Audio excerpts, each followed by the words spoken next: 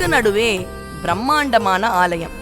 அதற்கான எடுத்துக்காட்டு இந்த திருபுவனத்து ஆலயம். என்ன அழகான கோபுரம்!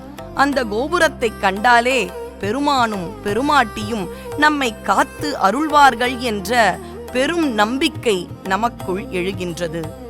7 நிலைகளும் 11 கலசங்களும் கொண்ட அற்புதமான கோபுரம் நமக்கு நம்பிக்கை ஊட்டுகின்றது.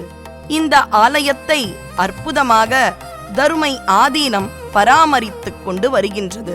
இப்பொழுது நாம் அருள்மிகு அறம் வளர்த்த நாயகி உடனாய அருள்மிகு நடுக்கம் தீர்த்த நாயகரை தரிசிக்க ஆலயத்திற்குள் பிரவேசிக்கின்றோம்.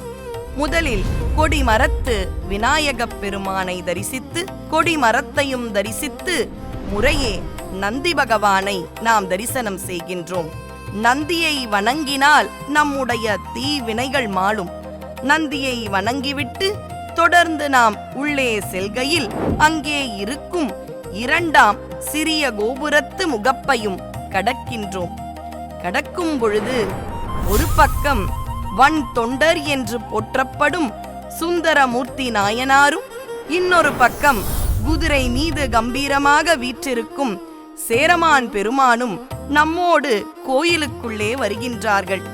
என்ன என்று ஆழ்ந்து நோக்கினால் மத்த யானை மேல் வரும் சுந்தரரும் குதிரை மீது வரும் சேரமான் பெருமானும் கைலாயத்தை நோக்கி எவ்வாறு பயணிப்பார்களோ அதுபோல இந்த ஆலயத்திற்குள்ளே பிரவேசிக்கின்றார்கள்.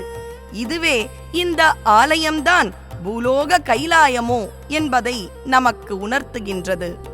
இதுதான் பூலோக கைலாயம் என்றால் உள்ளிருக்கும் மூலவர் தெய்வம்தானே அந்த கைலாயத்தை காக்கும் பரமனாக இருக்க வேண்டும். இதோ கைலாயத்திற்கு வந்த உணர்வு நமக்கு வந்துவிட்டது.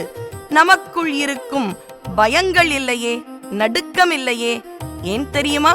இப்பொழுது நாம் நடுக்கம் தீர்த்த நாயகரை உளமாற தரிசனம் செய்கின்றோம்.